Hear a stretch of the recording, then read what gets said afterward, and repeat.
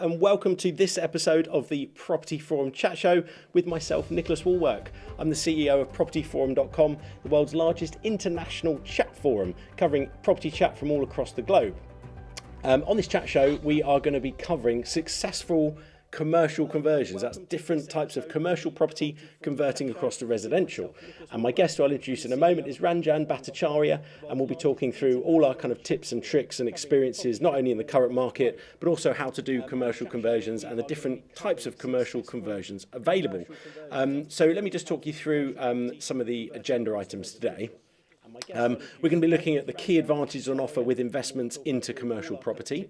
We're going to be looking at how to crunch the numbers with commercial property deals and ultimately financing your commercial property development, touching on private investors, bridging finance, ensure your company is structured correctly. We're going to look at how to source commercial property. And there's lots of different ways to source. Obviously, depending on what you're investing, what you are sourcing, the kind of strategy you're going for might differ, but there'll be some key underlying principles I'm sure we'll cover. How to profit from permitted development, commercial to resi deals, alternate uses, high street shops, offices and such the like. And also what you need to know about commercial property law and tax. We're not law and tax experts, we're not lawyers, we're not accountants, but we'll tell you anything we know, hopefully along the journey in the chat today, about, how we structure our business and what we do there. So ever so quickly, for those of you that don't know me, my name is Nicholas Wallwork. I am, as I mentioned, the CEO of propertyforum.com. I'm also an international For Dummies author, having recently authored Brexit for Dummies for My Sins and Investing in International Real Estate for Dummies. It covers all sorts of strategies in there, everything from rent to rent, everything JV investing, lease options, you name it, HMOs, it's all in there. Despite the name International Real Estate, it covers all the major strategies. So if you want to have a read through and scrub up on a few strategy bits of advice, it's all in there. I'm an investor. I'm mainly a developer as well. My main day job is property development. And obviously through Property Forum, I'm a property industry commentator, trying to help you guys learn about property investing, trying to give some good, ethical, cheap and free advice out there as to how to get going on your own journey. Without further ado, I'd like to introduce Ranjan onto the show. Welcome, Ranjan. Thanks for joining me. Hi there. Good to be on. Good to see you. So, just a little bit about Ranjan for those of you that don't know Ranjan. Ranjan is an extremely successful real estate entrepreneur. He's been investing and developing in property for 30 years. Is that right, Ranjan? 30 years, I think now. Yeah. He's also the host of the Baker Street Property Meet and runs Succeed in Property. So, welcome, Ranjan. This is the official Property Forum chat show. So, what we're going to be talking about today is commercial to residential conversions. We're going to try and cover as many kind of sort of topics on that as we can. It's going to be a little bit of a shorter show today. So we've done a couple of videos lately, so check those out, guys, on YouTube. We're going to be firing those out across social over the coming couple of weeks. So keep an eye out. This will be the first introduction to Ranjan on Property Forum TV. And I'm sure you will enjoy what he's got to say. There's a lot of content to cover. So Ranjan, let me kick off by sort of talking about the key advantages on the agenda item, top item, kind of key advantages on offer with investments into commercial property. That's a bit of a whirlwind at the moment, isn't it, with changes? But regardless of the current changes, give me your kind of best tips on commercial to resi conversions. What stuff do you like doing? Commercial to resi conversions work fantastically for two reasons. First of all, the government. We talk about the government, and we in residential property, like lettings, if you like. It seems like every day that there's a rule change or there's a new piece of legislation that's affecting buy-to-let, which makes it a little bit different and not as good as what it was. And what I like in business is to do something where the wind is in your sails. And by wind, I mean government wind. And government wind is very much fully backing repurposing of commercial buildings. We have too many shops, we have too many offices in the UK, and they're not fit for purpose and they're in oversupply. So they are making it easier for us to repurpose them into residential dwellings. So I always feel that rather than fight against the wind, I like to I love property, but I like to pick something in property where the wind is in your sails and you can go forward faster, quicker, more effectively, rather than fighting all the time. That's the big advantage with commercial. And it's not just the PD, of course, the opportunity, because of course there are fewer buyers for commercial property for use as commercial property. And because there are fewer occupants right now because of all the changes, zombie businesses having to fold and all that sort of stuff. So there's a greater supply of stock, and not all traditional commercial investors are interested in conversion or development. A lot of people get into commercial property as a pension, as a safe income stream. They never get into it for the sake of doing repurposing or building works or conversion works. So that's why I find that a lot of vendors who have commercial property, they know what the potential is of the property, but it's not their bag to redevelop it. Well, actually, So a lot of commercial properties been different reasons. Traditionally focused on big institutional investors, hasn't it? Mainstream commercial property, that's been for the bigger guys. The smaller guys have, done some, but it's certainly been reserved for the mainstream in the part, hasn't it? Those big institutional funds and investors. Yes, absolutely. And there are so many small commercial properties which are becoming defunct. And large-scale developers just aren't, it's not their bag. You're not going to get Barratt Homes or Galliard Homes making residential units of a betting shop with 2 upper floors. That's not going to happen. No. So those are ripe for the small-scale developer and investor. Yeah, exactly. And I think, what's going to be interesting is that a lot of the bigger stock might be coming available. I don't think that's coming to the end of a lease period, and these institutional investors they look for sort of 20-year plus leases from grade A clients, don't they? Your traditional Debenhams, Apple, big high street brands. That's the kind of big commercial assets that a lot of those guys like, and the smaller stuff has been reserved for the smaller investors. But we're going to be this interesting sort of position, I think, where some of the bigger ones. I mean, I was in Reading Town Centre yesterday, and Debenhams has shut down there. Which is kind of scary, That's a major high street brand that's been around in my lifetime, and to see a huge empty shop in one of the biggest malls in the southeast of the UK, it's kind of sign of the times, isn't it? It's quite worrying, but that breeds opportunity, of course, doesn't it? It's opportunity for the mid-range guys as well as the small range guys, because I talked about, say, the betting shops and uppers and all of that, but there are a lot of commercial property funds out there, and a lot of the funds and pension investments and all of that, they normally favor a certain lot size. So you get a lot of funds that won't touch anything if it's less than 2 million quid, because they just don't want to have lots of little assets. No, exactly. The problem that these funds are facing right now is valuations. Now, because of the pandemic, because commercial properties are valued based on their rental income potential, their yield potential, if there aren't so many tenants out there, if there's a little bit of pressure on rents right now, then that is going to manifest itself on the valuations of commercial properties. Yeah. So that basically means when you follow that chain of events through, funds have to sell. They're forced by the rules of what they can, their cash requirements and all the rest of it. There are all sorts of complicated rules for funds. I mean, exactly the same thing happened in 2009 after the credit crunch. A lot of buildings came on the market because funds had to dispose of some of their investments. Also because people wanted to cash up their investments in the funds. And those funds never want to develop. They may know it's not their bag to develop out. It's their bag to hold on. So we're entering into a time where there's going to be a masses of commercial units coming into the market, both small and a little bit larger as well. Yeah, it's going to be an interesting time to see what happens. I think a lot of these bigger units will probably end up being split up into smaller ones. I can't see bigger malls getting residential permission in the centre, but I can see them being split up into lots of smaller shops. And I think potentially one of the views I have is that the central business district, the CBD, potentially will shrink. And what will happen is those shops that are on the periphery, those will probably go to residential to a point, and or service-based businesses. and then the central stuff is going to attract, maybe a lower rent level will attract some of the guys from the outside moving in, and everything will consolidate with whoever's left. I don't know. What's your thought on that theory? It's a theory. I think they are. The narrative on retail is that you see in the press is pretty much governed by the massive stores and the massive shopping centres.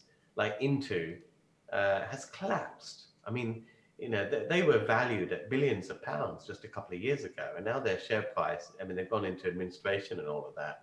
And that's because their shopping centres, the lakesides and all of this, you can't repurpose those indoor shopping centres, whereas, No. and that's completely different to places in secondary parades and those sort of locations, which are very easy to repurpose. If you mentioned Debenhams, for example, a lot of those super department stores, they were built for selling products off shelves.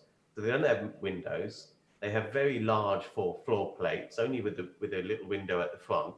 There are multiple floors, still with no windows. So there's no way of converting that into any other use apart from knocking the thing down. And that's why those end up being empty.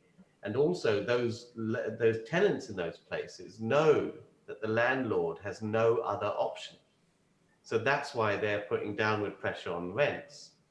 But what we've found with our commercial portfolio, because one thing I've been advocating to my students and one thing I practice myself, is don't buy any commercial property unless you have a secondary use for it, unless you have an alternative use for it. Because if I have an alternative use, I mean, during this pandemic, we have been approached by, tends to be the big name tenants, the brand names that you all have heard of, because they normally appoint some consultancy like CBRE or one of these guys to act on their behalf. And they basically negotiate with, I've had Zoom calls with people like these consultancies and all of that, acting for some of the big names. And they're all trying to, chip you away on rent. And my answer is pretty much, look, you want to go, you go. Because we can implement these PD rights on this site, and we're in a better position with it being empty. Far better position, doesn't it? So there is no, there's no negotiation there on the rent, and a lot of these big companies are just playing silly. They can all pay. They're just playing the game. And where landlords don't have alternative uses, they're stuffed. They're not able to. They haven't got a plan B, so they have to roll with the punches. But if you've got alternative uses through PD, because those are the sites that you've bought, then you play hardball and you win. Definitely. I like that. Being able to play hardball, knowing you've got a backup.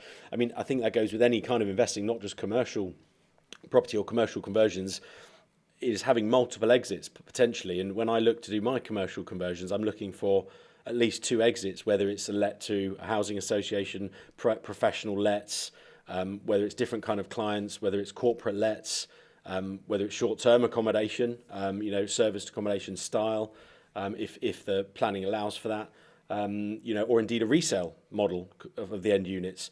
And I think we're going to see an interesting shift. We were chatting just before the show about that potential shift there, and that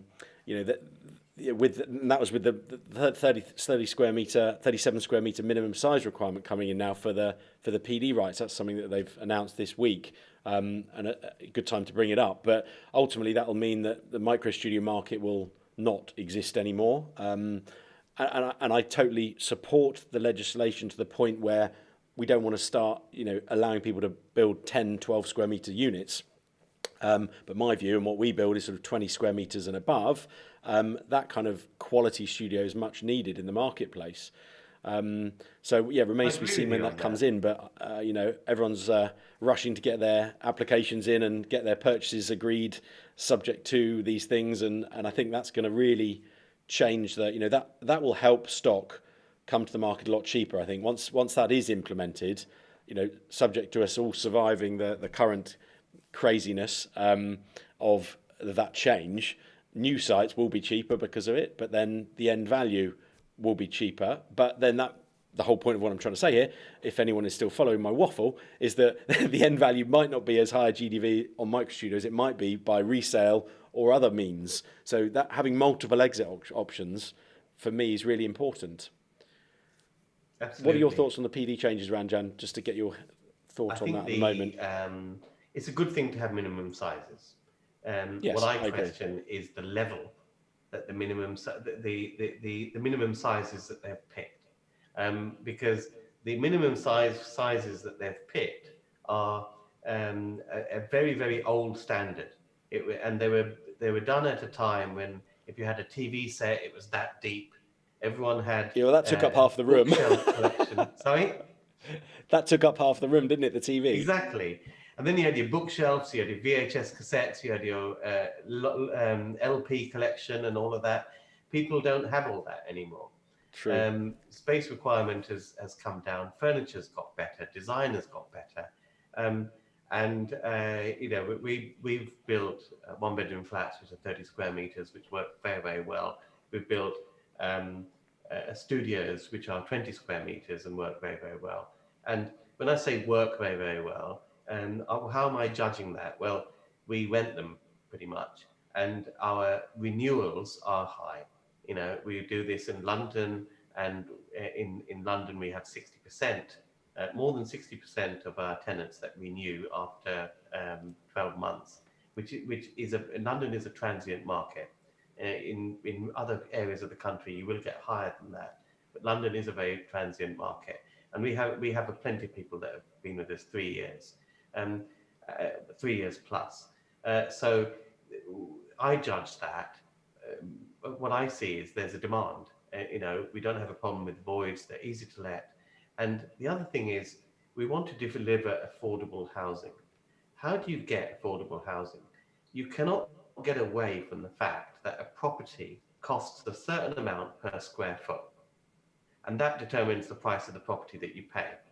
So a way to deliver affordable housing is to deliver space optimized, well-designed housing using less space, because price is determined by how much square footage you've got and price per square foot.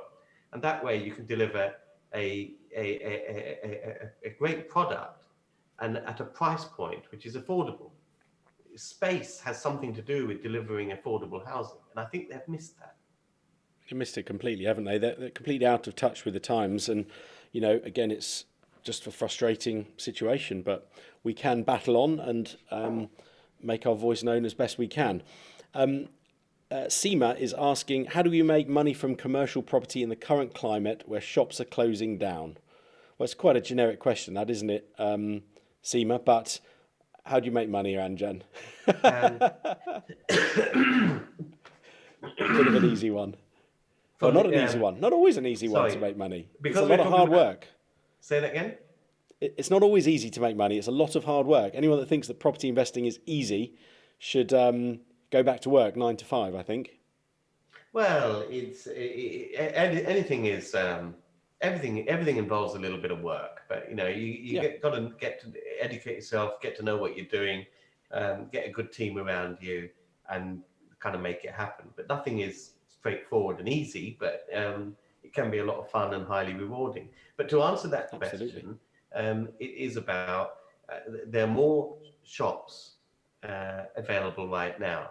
Now, some of those you won't be able to do anything with. There are many of them that you can. And my advice is to look for ones where you get the whole freehold. So you get control over the whole building, and there's some upper parts.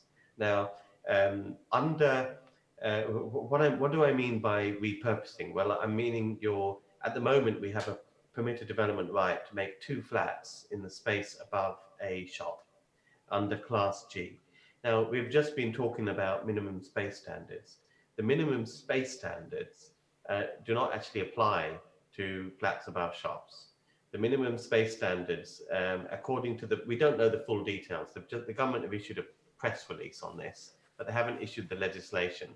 But the press release says the minimum space standards will apply to PD that requires prior approval. And the Class G, which is your right to build 2 flats above a shop, you don't actually have to apply for prior approval to exercise that right. So therefore, that doesn't seem to be included. And that is actually very sensible, because if you think about it, just think about a Victorian shop with 2 floors above. You're limited by whatever the floor plate is. And when you've got 2 flats above a shop, you can always make a bigger flat on the 2nd floor than you can on the 1st floor, because the 1st floor has to include the stairway, hallway, landing to get up to the 2nd floor one. So if you're restricted by 37 square meters on that 1st floor, add to that another 7, 8 square meters for the hallway, stairs, landing. You then rule out many shop floor plates for doing a sensible PD. And the whole point with these shops is it's better to have 2 flats above than 1 giant flat where there's no market for it. So it makes perfect sense. So to answer your question specifically, freehold shops, there are loads of them about now, and some of them will be ripe for opportunity. Pick ones that have 2 floors above. You can implement Class G rights, and if the if the shop is deep, I love long, deep shops, and we've got plenty of videos on YouTube about this, where we've using our Class M permitted development rights to make the rear of the shop into a flat and keep the front of the shop as a shop. Now, that will be subject to the minimum space standards, but that's okay, because if you think about it, there's so many shops that have a ground floor of 65 square meters plus. So to make a 37 square meter flat at the back and a smaller shop at the front is all fine. So how to make money from shops? I think the angle is not the high streets, it's the secondary parades. Use your Class M, Class G rights to convert as much as possible space into residential, to make 3 flats out of it. Keep a smaller shop. And what I tend to find is at times of recession, those small shops rent very, very easily.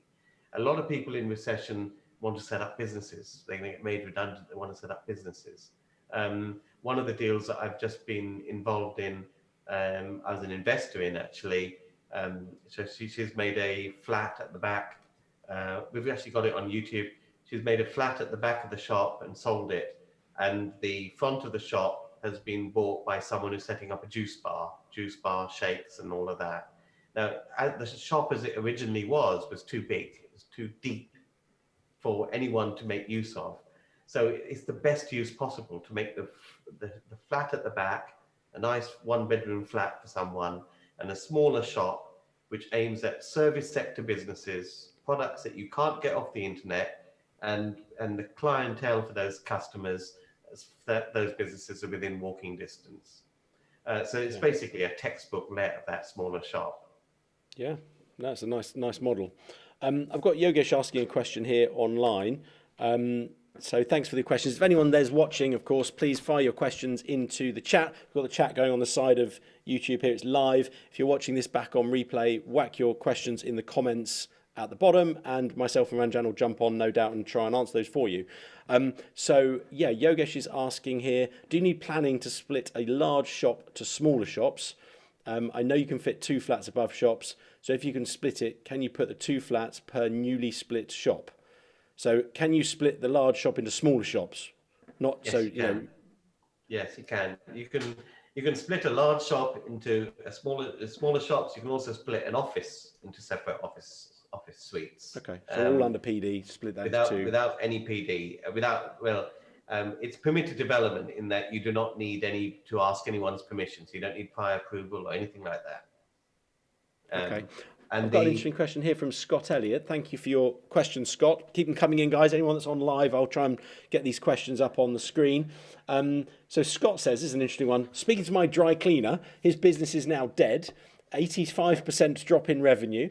He owns the property freehold and he's open to the idea of converting it to residential. How can I structure this with him as a JV? Well, you want to do a win-win deal. You don't want to take him to the cleaners on this one, I guess. I like that one. If you're structuring it as a genuine JV, then I guess what you're trying to do is you're trying to structure it as a win-win. So essentially, you're trying to de-risk it for yourself, meaning not commit any money until you know that you have the rights to do what you want to do, and you want to um, uh, cut him in for the share of the profit. Now, I tend to do this on deals which are where there's an element of doubt. There's an element of doubt that you'll get PD, or there's an element of doubt that you'll get planning permission on something. So you involve the property owner or the property occupier in that deal by cutting them in for a slice of the action. Now, this type of shop is probably rather clear cut. So if this guy is not interested in developing, your better option would, I believe, would be to try to buy the thing outright from the guy and let him walk away. Because I'm not convinced there's enough risk in it from your part to structure it in that way. Yeah, no, okay, good point. So if it's a bit of a no-brainer, don't give any of it away. You want to try and buy it from him. Give him a good price, but make it a fair deal. And if there's a bit of doubt, bring in a bit of a JV situation, and do that kind of agreement on a, you can decide, a lot of people think JVs mean 50-50. It doesn't necessarily mean 50-50. If he's happy to continue to try operating for a few more months, there's no risk to him whilst you go and try and get some planning changes and drawings drawn up. So, you could make it more in your favour if you wanted. So in terms of how to structure it, you need to think about what you can offer Scott and decide what you think he'll accept. And really understand anything about doing any kind of deal, whether it's JVs or buying, is really understanding the the vendor situation and what they need out of it, what they want out of it, and trying to help find a situation that works for both of you. Let's have another one. We've got a couple more questions coming in here. Thank you, guys. Keep these questions coming in now. Keeps the chat flowing. Carl Gilbert has asked, with the introduction of adequate natural light, how do you get a PD app through for units where a separate full app will be required afterwards for new windows? So what if you've got an office where there's no windows around half the building, for example, but plenty of space for flats? I mean, I'd say it'd be very risky to build that out without planning for the windows, but applying for planning, it's a bit of a chicken and egg, really, isn't it? You might want to put those in alongside one another to show that you're improving the amenity space. If you just put you can't really put the first app in with no windows, because they'll just sort of say, well, what are you doing? How would you approach that one? Yeah, it's sad. But basically, you've got to put in a planning application for the windows. You have to actually build them. You have to put them in place, complete them, and then do the PD application. Then do the PD. That would be the slam dunk way of doing it. The problem is that it depends on your council's attitude. And I find that most councils in higher value areas hate PD. In councils in desolate areas seem to be happy for just some use for anything of these properties, and they seem to care a little bit less. But if you're in anywhere where your average house price is at or above the national average, councils tend to be a bit more fundamentalist, less on the fun and more on the mentalist, in terms of their application of all these rules. And if they can block it, they will. And we've done this in areas where we know that we've always had problems, particularly with shop fronts. When you do Class M, when you're making a flat at the back, what we do is we will do a non-controversial planning app to change the shop front first. Then you put in the planning app, PD, for what you want to do. With that already in situ, it gets in, there's nothing they can do. If you do it simultaneously, they can reject it. If they don't want it to happen, they've got grounds for rejection. That's the problem. And particularly if you're trying to rush through an application now to get through with the minimum space standards, there isn't time to do them sequentially, in my view. Okay, very helpful. Thank you. Thank you for your take on that. Raman Sharma has said the PD apps which expire on the 31st of July 2021, does this 56-day application need to be determined by this date, or does the application need to be registered by this date? It's a good question. Do we know have they released that information yet? Very good question. Personally, I would treat it. They haven't released this. That information is a little bit unclear. But I would make sure you're in by May or whatever that 50. It worked 56 days back from the 31st of July. The only thing I'm going on is there was a PD right that allowed you to convert B8 industrial buildings into residential use, and that was withdrawn in September. And the way those PD applications were assessed was that it pretty much had to be in so that it could be decided before the September deadline. So Okay. I'm assuming these will be the same. It's a fair assumption, and always better safe than sorry, isn't it? So don't want to risk it. Don't take any risks in property whatsoever. Right, we're going to have a look over to some. We've got a couple more questions coming in, but I want to sort of turn the conversation to the sort of next discussion, which was about sort of, number crunching commercial property deals and financing commercial property deals, which is kind of an interesting topic here. So first question here is regarding business rates. Do you have to pay business rates immediately on an empty commercial property?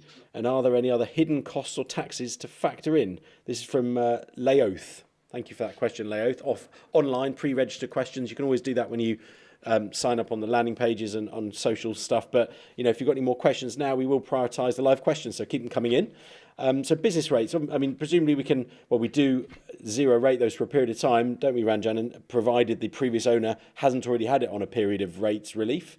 Yes. What are the scenarios you've seen? There are all sorts of little workarounds, shall we say. You can claim 3 months business rates exemption when you buy the thing, as you say, as long as the previous owner hasn't done it. If it's a listed building, there are no empty business rates, which is interesting.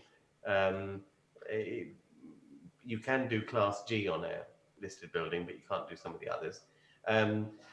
But typically, if we're doing a larger scheme, we get it zero rated. So if you know that you are going to do a major conversion, you have to make it unusable. Yes, that's the key, isn't it? Exactly, unusable for its purpose. So that means rip out like with an office building, rip out the air conditioning, rip out anything that would make it usable as an office. Take lots of photos. We normally hire a business rates consultant to help us with that, and we get it delisted. So it becomes delisted from the business rates thing. But there are lots of interesting workarounds. We talked in the beginning about the 3 months exemption. You can claim 3 months exemption, but then after you've had your 3 months, if you have a business which occupies those premises again for 6 weeks, then you reset the clock on those 3 months. Okay. So you could put your own business in there for 6 weeks. If you had a longer period of voids, you put one of your own businesses in there. There are actually companies which advertise in trade journals like the Estates Gazette and Property Week, and they offer this service where basically they come around with boxes and make it look operational for that six weeks for like you, Guardians. So that you can reset your business rates clock. Okay, interesting. And that works, does it? That's one way, less drastic way of stripping everything out. Yeah, especially if you want to keep it as an office in that scenario, you obviously can't be ripping it out. So if you're not successful in acquiring good quality tenants, you can pop those guys in for a while, cover the gap. Okay, I like that. It's a nice trick. I didn't know that one. I tend to convert all mine, so we'll line up the demolition company to come and strip the whole thing out in the first week, and that's the way we do it. Yogesh has got a question online for us. Of the new permitted development rights introduced this year, AA and ZA, etc., which do you think we should be focusing on sourcing? I feel some are quite tricky and not worth it. Thank you for that, Yogesh. That's a good point. They are the big problem with a lot of these, implementing a lot of these, is occupation. To actually put space on top of an existing building, it doesn't really help if the building is fully occupied. It can be very, very difficult to do. to assess the foundations that you've got already and to also bolster things up if things need to be done. The interesting anomaly, though, is, and excuse me, because I mean, I just can't remember all these acronyms and things. I think it's ZA, the one that lets you knock down an office building and reconstruct, adding a basement and a couple of extra floors. There's one that allows you to knock down an office building. I think that might be ZA. I never remember which double A's or double B's they are, whatever. But I know what they are. But there's one of those new PDs that lets you lock down a building. Yeah, and this is the ZA. anomaly. ZA. Here's the anomaly, and I love anomalies like this because anyone that listens to me talk knows that I don't have too much fondness for the bureaucrats in the local town halls. But in many areas, they've implemented an Article 4 that prevent offices being converted to residential. Now, when a council implements an Article 4, they have to do, an Article 4 just means an opt-out from a national PD right. And you have to apply for a separate Article 4 for each opt-out that you want. So if you've got an area and they've had an Article 4 on it that prevents office to resi conversion, and it's not in a conservation area, then you can just buy that, two big fingers up at the council, ZA, knock it down and rebuild under PD, because it'll take them 2 to 3 years to get an Article 4 to prevent ZA in that site. So that's an interesting one. Little anomaly. I like that anomaly. Yeah, I mean, anomalies are where the opportunity is, isn't it? And of course, so yeah, existing Article 4, these new PDs, it is irrelevant because the Article 4 is for previous PD rights. Yes. Office to resi PD rights, etc. Okay, very interesting. There you go. Good nugget there. Mantis is asking us, there's another question here. What do you think about the HMO market right now? Is it worth taking more rent-to-rent deals right now? Is it too risky to take new deals? So he's worried about the rental market. Is it too risky to buy or take an HMO or any kind of lettable property? I guess let's open it up to what your opinion is on the rental market, residential rental market, end use. Doing rent-to-rent right now is a struggle. We're recruiting for a property manager right now, and I just interviewed someone a few days ago, and the reason I laugh is that he has got a portfolio of 9 rent-to-rents, which he's doing as HMOs, and he's handing them back to the landlord. The reason why is that at the moment, it is very hard to be at the occupancy levels for an HMO that is required to actually make that margin. I mean, it's fine if you own them, but if you're paying a guaranteed rent to a landlord on a rent-to-rent scheme, then your void rate right now is currently your profitability, and it is exceptionally challenging because there is pressure on HMO markets in many parts of the town, because if people are not going into an office and all of that, they tend to be at their main home as opposed to their HMO home. And demand is right down for those sort of things. It is very area to area dependent, I must say. But that guy had a portfolio of 9 in Reading actually, and he's handing them back to his landlords because he hasn't got the right occupancy now. So I'd be very scared. I don't do rent to rent, but I wouldn't take on rent to rent right now. I think the times like this where people that actually own the properties, who have relatively low gearing, have a well-managed operation, can actually ride things out, because it is a bit of a blip. It will get better. We are turning the corner with all this COVID stuff. But if you're doing it on a rent-to-rent basis, it just makes it exceptionally challenging.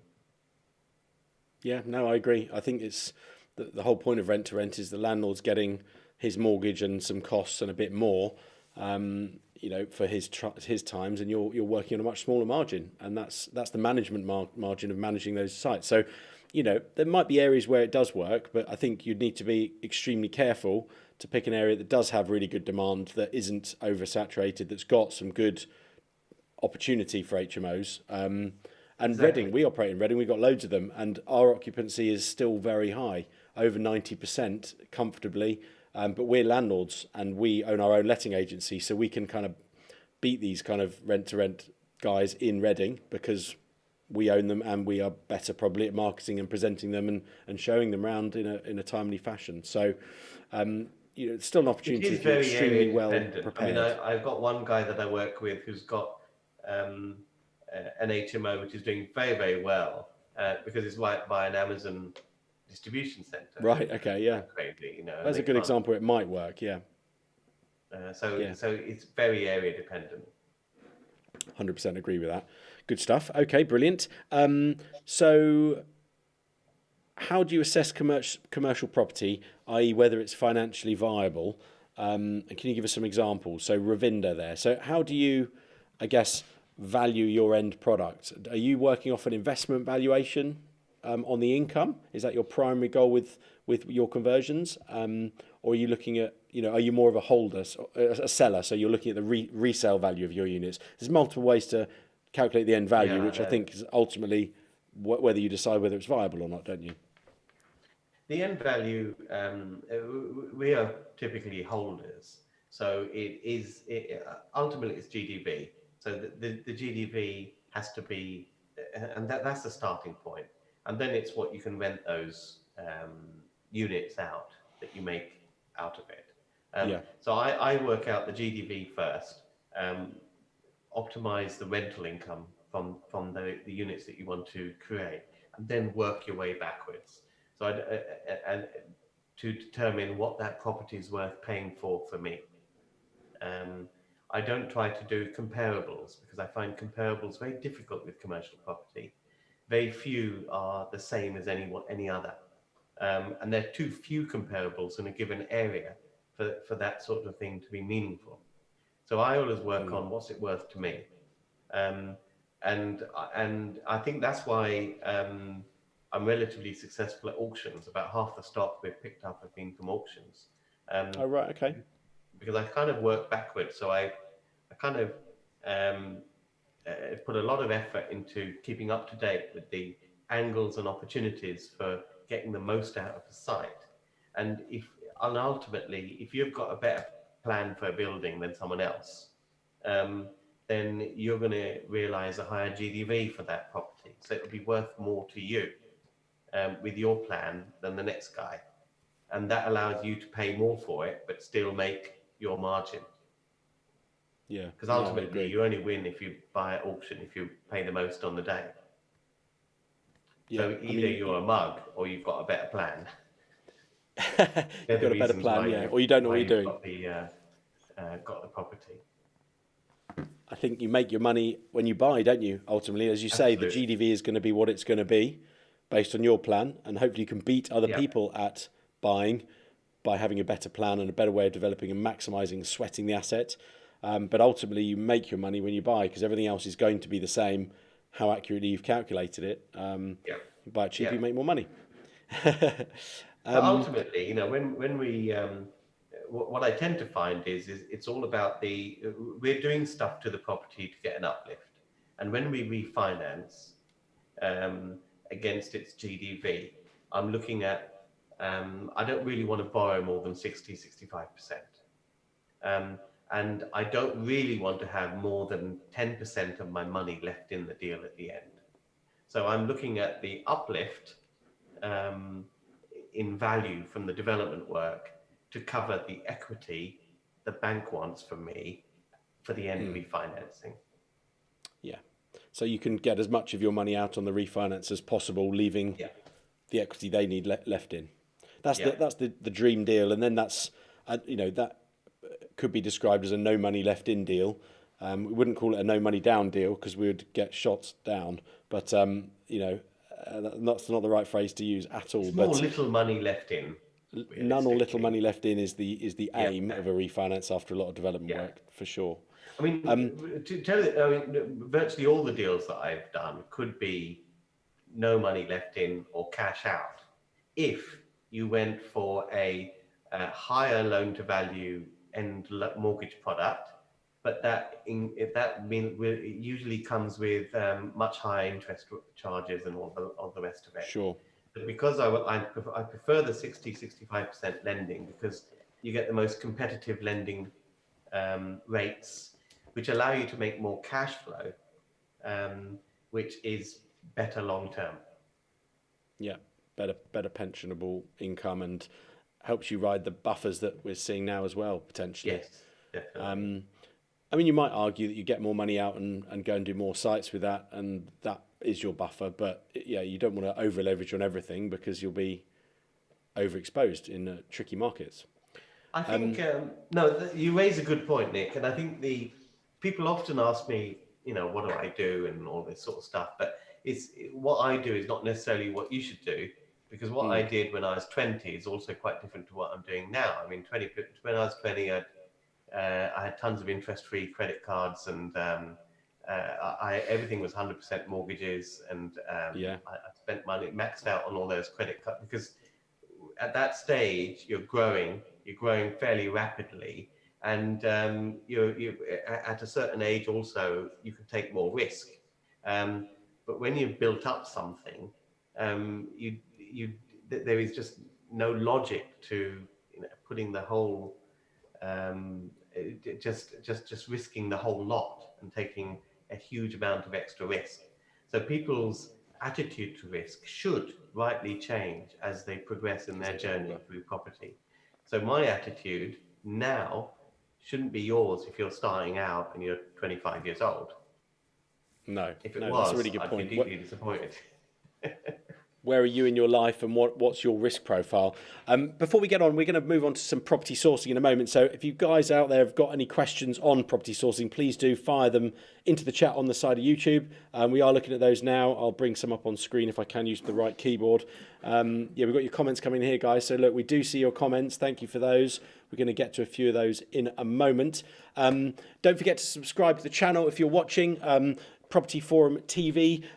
Log on, hit the subscribe, hit the bell icon, get subscribed. We've launched this YouTube channel this year to give you lots of free and incredible educational content. We're going to be interviewing highly experienced, amazing entrepreneurs like Ranjan to help share their knowledge and experience, pick up some great tips and tricks. So if you want to see these kind of things, make sure you subscribe, log on to the channel, and come and join us for the rest of our journey and your journey together. So property sourcing, Ranjan, let's get onto that kind of topic now, if I may. In terms of commercial property deals, where do you look? Where's your first port of call? Do you work with introducers, or do you go direct? Do you source, drive in the streets? Do you knock on doors? Do you use lots of agents?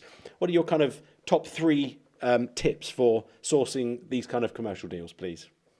I think it's all of the above, really. I pick up a lot from auctions, commercial agents as well, foster relationships with commercial agents, and you've got to do some direct to vendor. The best deals happen off market, so direct to vendor marketing as well, which is all the stuff that you sort of mentioned. I mean, those are my trio of deal sourcing strategies, if you like. Okay. Direct to vendor is letter writing, basically, writing lots of letters and doing that in an automated kind of way, and dealing with the responses that you get. The unique thing about commercial property, when you work with commercial agents as well, is the receptiveness to creative ways of structuring the deal. So delayed completions, or conditional exchanges, or options subject to offers, all of this sort of stuff, which you can do a lot more with when you deal with agents and vendors direct. The guy that in the earlier question, for example, someone mentioned about the dry cleaners business that they were thinking of doing something with. One thing I forgot to ask there was whether the dry cleaner was packing up or whether they wanted to come back.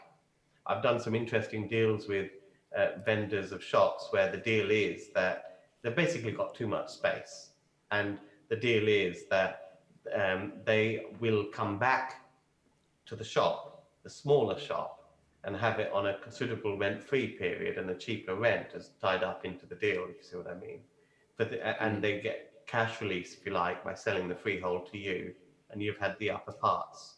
So, which is a great strategy for some of these shops who simply want to realize some of the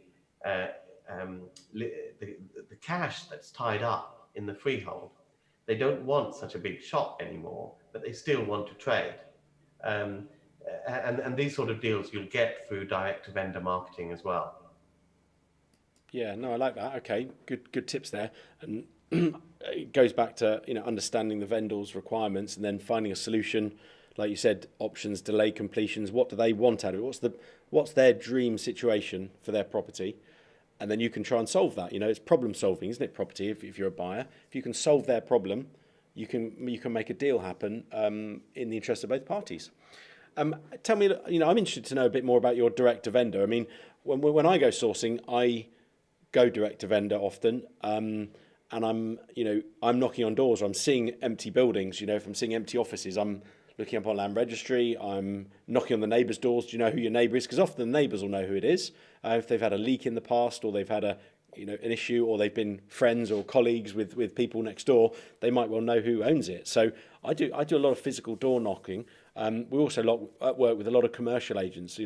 With commercial property, it's very different to residential. You don't jump on Rightmove and Zoopla, although the odd deal creeps on there. You sometimes can get really good deals in there because everyone else sees them as a problem. And if everyone else sees them as a problem, they end up on Rightmove because they haven't been sold off market or to their database of the commercial agent previously. Sometimes that can be a good thing. I picked up a couple of deals on Rightmove. Surprisingly, everyone says, if it's on Rightmove, it's a rubbish deal because it's not been sold up until now. But I don't actually believe that's necessarily the case. So do look at the mainstream portals. Look at the main commercial property portals, type in commercial property agent in your town and, try and find those deals. But Ranjan, I'm interested to know more about your, your direct to market approach. So you're physically, old school printing, lots and lots of letters and sending them out to what, your target area, every single shop in that area. Have you got people flyer dropping for you, or do you use a postal address system in the whole of an area and there's a database you go and log into and pay some money for that to get them to send it? What's the kind of detail there? I'm quite interested to know. We identify sites, build a mailing list, and basically mail that list once every 4 months at the moment. And that's all done. I got some. It's a simple process that you can get a VA to run and use some of the mailing. We use something called Doc Mail, which basically prints I've heard of that one. the letter for less than the price of a UK stamp. So it's not that old school. No. I think the trick. I think the thing that I advise people to do is that when you have a mailing list, stagger the mailing of your letters, because let's say you send out 1,200 letters today, you will have to deal with the follow-up. And if you're not able to deal with the follow-up, then you lose those leads. It's far better if you've got a 1,200 list to perhaps do mail out 400 of them every 4 weeks. So at least you can deal with the follow-up. Because it's very important that if someone responds to you, that you get in touch with them. And the other thing with direct to vendor is to remember that most of your approaches will not succeed, because you are the thing with auctions and commercial agents is the vendor wants to sell and they've put their property on the market, whereas you are just approaching someone who owns a property. You got no idea whether they want to sell. No. So when I get the pizza delivery leaflet at my house, they got no idea whether or not I eat pizza. They're hoping I ring up. So most of those pizza delivery leaflets will fail. A small percentage will succeed, and they make the whole campaign worthwhile.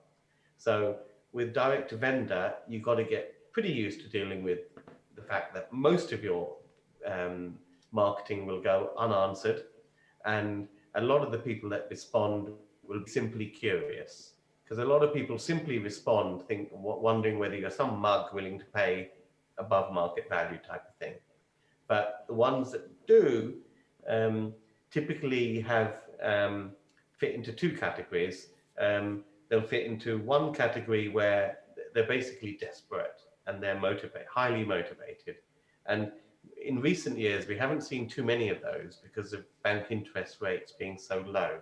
but for a whole bunch of reasons, that is changing. Default rates are increasing in the UK, and that's going to get worse into next year. So we'll see more of that. But the other category is that they kind of want to sell, but it's not as easy as that, and they probably need a little bit of help, you know. So that's where you can structure the deal in a win-win kind of way. That help can often be that they want to be assured that the deal is going through, but they want some time in the property to clear up some affairs before they finally vacate, or perhaps they want to rent it back afterwards, or perhaps they want to just give up partial space and use some of it. Whatever the thing is, a lot of people will, once they get talking to you, they talk to you because the sale they've got in mind isn't a clear-cut sale as you would typically get through a commercial agent or through an auction. Yeah, okay, right. Just pondering all that. Thank you. We've got a question coming from Mem Shahib. Thanks for that, Mem. Keep the questions coming. If you've got any sourcing questions, we're just covering sourcing before we quickly touch upon our final topic of kind of law and tax. And we touched upon it a moment ago about protecting one's wealth and changing the risk profile as we get older. But ultimately, we'll come on to that in a moment. We're still on property sourcing. And he's found this shop here, retail shop, but he says about 1,250 square foot. Current permitted use is A1. Alternative permitted of B1A, A2, A3 and A4 is considered. How easy will it be to convert the accommodation, to convert this shop? Well, convert to what? Residential, I assume. Oh no, he's saying upstairs to resi. Yeah, how easy to convert the upstairs to resi? Well, it's permitted now, isn't it? It's A1. He said it's A1, so that's Class G, so 2 flats above. So he's allowed 2 flats above. There you go, Mem. Nice, easy answer. You can convert it up to 2 flats above. It's unclear whether your 1,250 square foot is ground floor and top floor, but that would be quite Class a small G flat if it was above the retail premises. Yeah, I think that's above. I'm so not sure that's whether good. he's talking about doing something with the shop itself. Yeah, I don't know. Oh, can you do anything with the shops themselves? Is there other than change it between the classes? That's really all you can do at the moment, isn't it? Subject to a full planning application, of course. Well, yeah. I mean, there's the class M, the flat at the back. But I think a point which a lot of people will miss is the ability to repurpose it now, because A1s have been part of this new E-class, Class E usage class, which what the government have done is they've put in the things that used to be A1, B1, so that's offices A2, A3, and also D1, dentist surgeries and the like. They've bunged them all in a new usage class called E, and you can switch between them. So what's happening, this allows ultimate freedom, which is fantastic. So, you know, a lot of retail stores are shutting down, but restaurants are still opening up. I've got a guy on my mastermind program, and he got this A1 retail premises at the beginning of the year, and they applied for planning permission because he's actually got a tenant that wants to rent it as a Chinese restaurant, subject to getting change of use to A3. So this was at the beginning of the year. They put in an application to the local council for change of use, A1 to restaurant. The council rejected it. Well, what would you expect? God knows what reasons they gave. Went to appeal. They got the appeal, won the appeal 2 weeks, middle of August. And then on September the 1st, you didn't need to go through that process. It became permitted development. Now, of course, if you've got an A1 shop and it's empty and you've got a restaurant that wants to occupy it, you can get them in. Before, the councils will say, we've got too many restaurants on this parade, we want to protect this and that and the other. They want to protect the butcher, the baker, the candlestick maker, but that's Charles Dickens times. You know, now we've got... I like that, Charles Dickens. We can repurpose commercial units the way we want to. If we've got a tenant if you're a landlord of a property, you've got a waiting tenant, Why should the councils poke their beaks in and say, oh no, it can't be a restaurant? We don't have that anymore. So I think one of the big tricks people are missing, because I talk about commercial to residential conversions, but there's also repurposing commercial buildings to other commercial uses for what people actually want. I've got I've got someone else on my mastermind program who is in the dentist trade, and they've had a real problem up till now because the premises has to be D1 for them to get to be able to put in a dentist practice there. Now, of course, she's able to buy freeholds and stuff like that, which may have had an A1 or A2 in the as the retail space, and basically convert the upper flats into flats and put in a dentist practice on the ground floor, without going to anyone and asking the council, "Oh, can I do this?" It's now permitted development, which it always should have been. So repurposing commercial buildings to other commercial uses is also something that people should put their attention to. I think there's an interesting question coming from Yogesh. Thanks for your questions, Yogesh. Always good to see you on these live webinars, so appreciate that. He's saying, can you turn a doctor's surgery, which would be D1, wouldn't it, to a shop, A1, and then use Class G to build two flats above it? Now, No. I think you can. I mean, technically it says that, provided that it is, A1 or A2 at the time, you can do that, but I'm not so sure. I mean, I've not done it. So, have you done one of those ever? It sounds like No, it's too easy to do that. It sounds like that's a I'll tell you loophole why that it doesn't can't be exist. done. Can you take a D1 and convert it into an A1? Yes. I mean, again, there's a planning application in London. It's someone I know.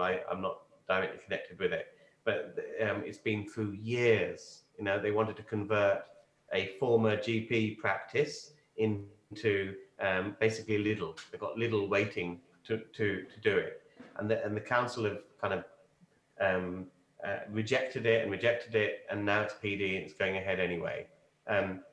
Yes, you can, but there is a thing in the PD that says that the old see, when they introduced the E-class, they said a couple of things. They said this is now E from September the 1st.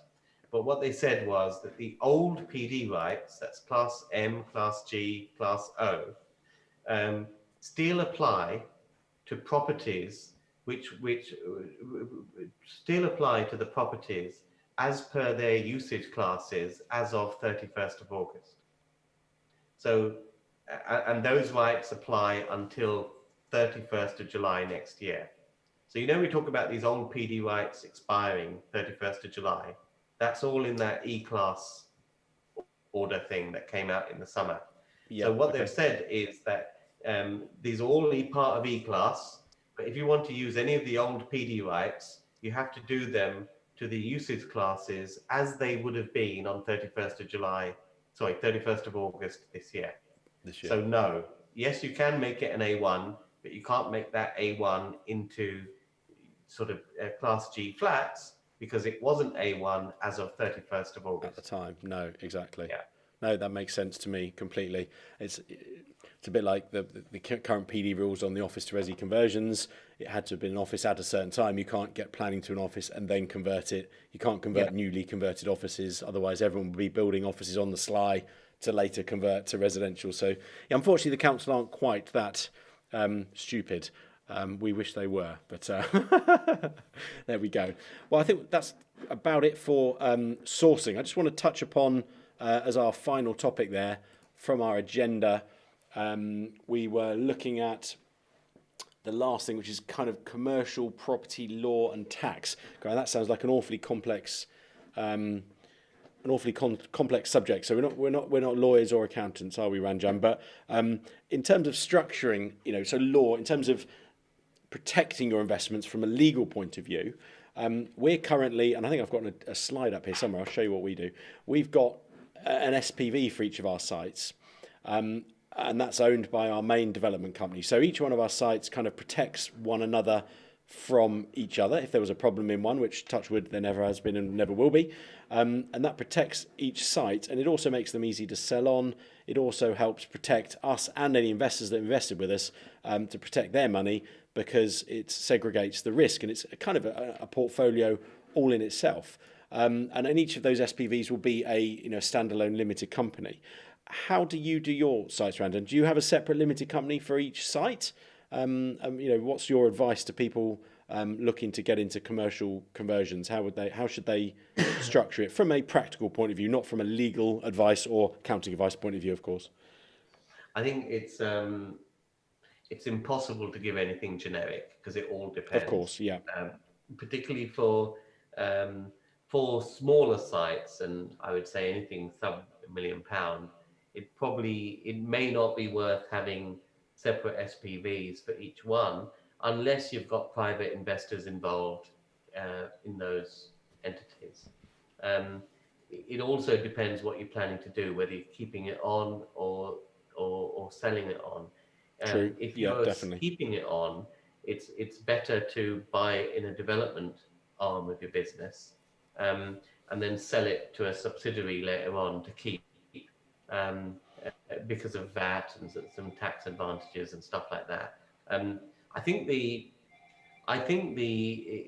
is very, very hard to give generic advice. But the best generic advice I can give is, if you're buying a commercial property, which is over a few £100,000, then you need to get some specialist advice. If it's VAT registered, you need to get an accountant who specialises in property VAT, to help you understand how best to do that, to work with that.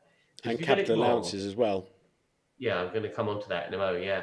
And capital allowance support. But if you get that wrong, you're going to end up paying more VAT than you ever intended. And it all depends on what you want to do. Do you want to keep it? Do you want to develop it? Do you want to sell it on? So you need to get a specialist VAT report done on that property. And as Nick says, also capital allowances. Most buildings will have embedded capital allowances, and there will be an element of claim which you'll be able to make. That's another specialist area, and that can be icing on the cake as well, because you can actually go. Many companies have spent money on a building, but have not claimed their capital allowances. So you can go back and claim for capital injection that they put in the building if they haven't claimed it. And the other interesting angle with capital allowances, of course, is we bought a couple of buildings from charities, and charities aren't allowed to claim capital allowances. So by definition, you can claim, you can actually make that claim on capital injections that they've put into that building. So it's these are all specialist areas. They're great icing on the cakes. I'd never do a deal because of capital allowances. These are icing on the cake things. But if you're buying anything for more than a few £100,000, you really need to get, and if it's vatable, you need to get specialist VAT advice on that property and on your circumstances and on what you want to do with it. And the same for capital allowances. Yeah, I think the advice on getting, having a good advisor on board as part of your team is critical, because you need quick answers to quick questions. If you're, making an offer on a deal, you probably want to know the answer to that within 24 hours so that you can make your offer, and on a property specific problem. We've had plenty of situations in the past where we've, in recent years backtracked on various ways, various structure differences where we used to buy property, which we got caught by, and this will be the same for a lot of investors out there where they bought property in their own names or partnerships, and Section 24 taxes come in where you can't now offset the mortgage interest rate relief in the same way, and that's drastically affecting people's profit margins. So we've this last year or two been backtracking and changing our corporate structure to re-get those into the structure in a way that we don't get clobbered by Section 24 tax. But making the right decision at the right time is vitally important, and having team of people around you that you can do that with and ask at a moment's notice is critical stuff, really, to be honest. So, I think we've covered a lot of stuff today. We've run over the hour just there, Ranjan, but let's wrap up the show and say thank you very, very much for you coming on and having a chat with us. Is there anything you'd like to say? Where can people grab hold of you and chat to you, and how can you help people sort of going forward? Well, check us out on YouTube, Succeed in Property. Loads of videos on basically what I've talked about today and more, and on our website succeedinproperty.com, and be sure to tune into Property Elevator, where you can see both Nick and I battle it Absolutely. out for deals. Is that today? Was that the 8th of October? I think it's later on. It's 15th or something, isn't it? I forget the date, but it's on. Damn, that's really bad of us, isn't it? It's on very soon. Say again, sorry? It's on soon. I'm sure we'll. It's on soon. Yeah, it's on soon. But in the next few days, it's on. It's like the 8th or the 18th. I can't remember. We're promoting it on all our social vigorously. So look out for that and tune into that. But thank you very much for coming on the show again, Ranjan. Again, if you like great free education, free property advice, and some great interesting content and chats with lots of special guests we have on the show, make sure you subscribe, click the bell icon, and get notified every time we put on a new video.